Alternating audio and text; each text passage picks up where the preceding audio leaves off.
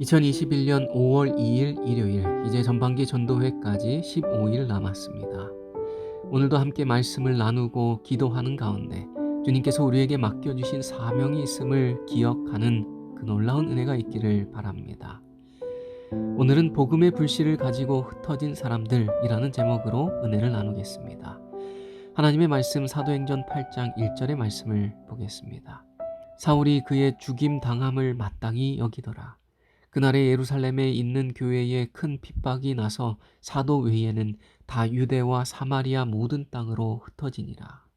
오순절날 약속된 성령이 제자들에게 임하자 예루살렘에는 대부흥과 개혁이 일어났습니다. 수많은 사람들이 회심하고 예수를 그리스도로 믿게 되었습니다.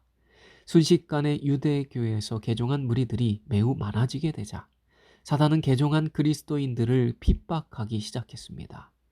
스데반이 순교를 당했고 교회에는 큰 핍박이 일어났습니다.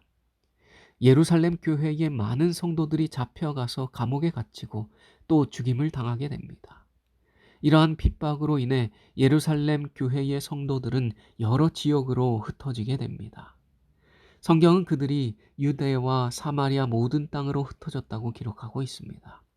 사단은 복음을 전하지 못하도록 그리스도인을 가두고 핍박하고 죽였습니다. 그런데 그 핍박이 오히려 복음 확산의 수단이 됩니다.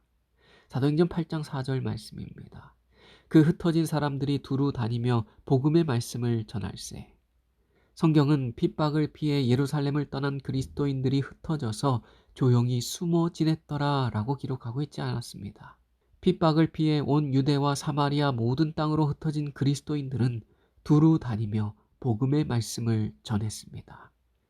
흩어진 그리스도인들의 심령에는 복음의 불덩이를 하나씩 가지고 있었습니다. 사단은 그것을 알지 못하고 그 불덩이들을 흩어버린 것입니다.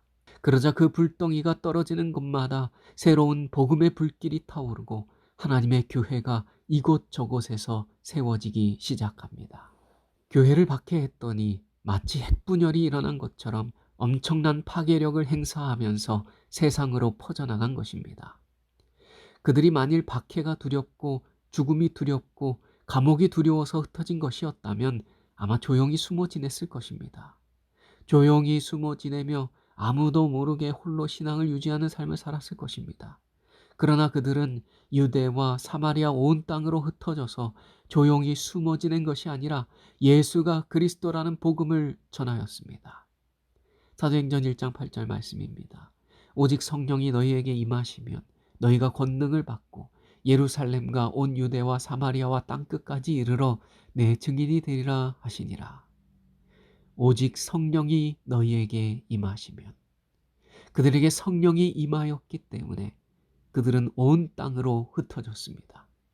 복음을 전하지 아니할 수 없기에 증인의 삶을 살고자 그들은 온 땅으로 흩어졌습니다. 그들에겐 땅 끝까지 복음을 전하라는 이 대사명이 그들의 목숨보다 더 귀하였습니다. 성령 충만함을 입은 자들은 복음을 전하라는 이 대사명을 자신의 목숨보다 귀하게 생각합니다. 그렇다면 오늘날 우리는 과연 성령 충만한 자들인가? 오늘 나는 초대교회 성도들처럼 복음 전파의 대사명을 나의 목숨보다 귀하게 생각하는가? 과연 나는 증인의 삶을 살아가고 있는가? 오늘날 우리는 무엇을 중요하게 여기며 살아가고 있는지요? 어느 교회에서 예배가 끝난 후에 점심 식사를 마치고 노방 전도를 나가기로 했습니다. 그런데 그날따라 예배가 끝난 후에 대부분의 교인들이 점심을 안 먹고 집으로 돌아가더라는 것입니다. 어떤 교인은 결혼식이 있다고 가고, 어떤 교인은 친척이 찾아왔다고 가고, 어떤 교인은 몸이 아프다고 갔습니다. 결국 그날 노방 전도를 나갈 사람이 없어서 노방 전도는 다음 주로 연기되었습니다. 그리고 이제 다음 주가 되었습니다. 어떻게 되었을까요? 이번에도 교인들은 모두 개인적으로 바쁜 일이 있다며 교회를 일찍 떠나갔다고 합니다. 오늘날 그리스도인들에게 전도는 매우 부담스러운 일이 되어버렸습니다. 우리의 마음속에 복음의 불씨가 꺼져버린 것입니다. 전도는 그리스도인의 본질이고 의무입니다. 성령 충만한 초대교회 성도들은 그리스도를 전하기 위하여 정든 고향을 떠났고 목숨을 아끼지 않고 복음을 전했습니다. 더구나 그들은 유대인의 원수라고 생각했던 사마리아인들에게까지 가서 복음을 전했습니다. 그들이 이렇듯 온 마음과 목숨과 힘을 다해서 복음을 전했다는 것은 그들의 마음속에 복음의 불씨가 타오르고 있었음을 말해주는 것이고, 복음이 얼마나 좋은 것인지를 날마다 경험하며 그 기쁨을 맛보고 있었음을 말해주고 있는 것입니다. 그들은 그들이 경험한 이 기쁜 소식을 전하지 아니할 수 없었습니다. 성령이 임하시면 복음이 경험되어지고 심령이 그리스도의 사랑으로 충만해지게 됩니다. 그러면 그 좋은 복음을 전하지 아니하곤 견딜 수 없는 것입니다. 복음 전파가 주된 관심사가 되고, 복음 전파를 위하여 살고, 복음 전파를 위하여 자신의 목숨을 버렸습니다. 복음 전파는 그리스도인의 의무이고 본질이며 사명입니다. 고린도전서 9장 16절로 17절 말씀입니다.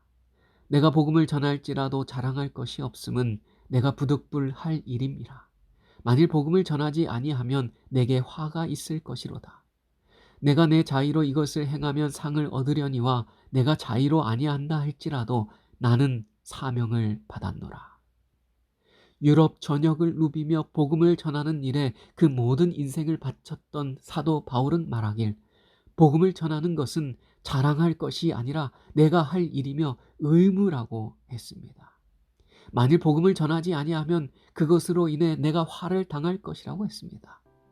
복음 전파는 그리스도의 의무이고 본질입니다. 성령 충만한 그리스도인은 제발 그러지 말라고 아무리 뜯어 말려도 복음을 전하는 자입니다.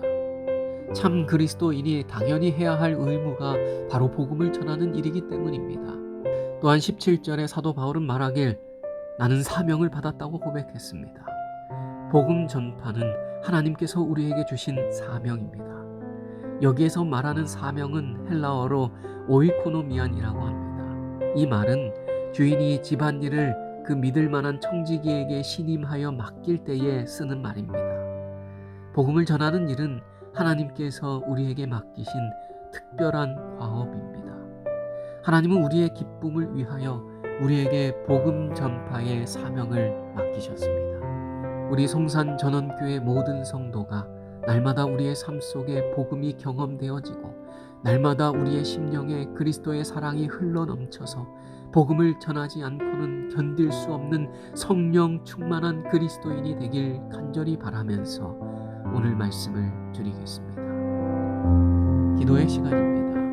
오늘도 3가지 기도의 제목을 가지고 기도하는 시간을 갖겠습니다. 첫째, 복음을 전파하는 성령 충만한 성도가 될 수 있도록 기도하겠습니다. 둘째, 강영희 집사님과 집사님의 가정을 위하여 기도하겠습니다. 셋째, 전반기 전도회를 위하여 기도하겠습니다. 음악이 나오는 동안 이 3가지 기도 제목과 여러분 개인의 기도 제목을 가지고 기도하겠습니다.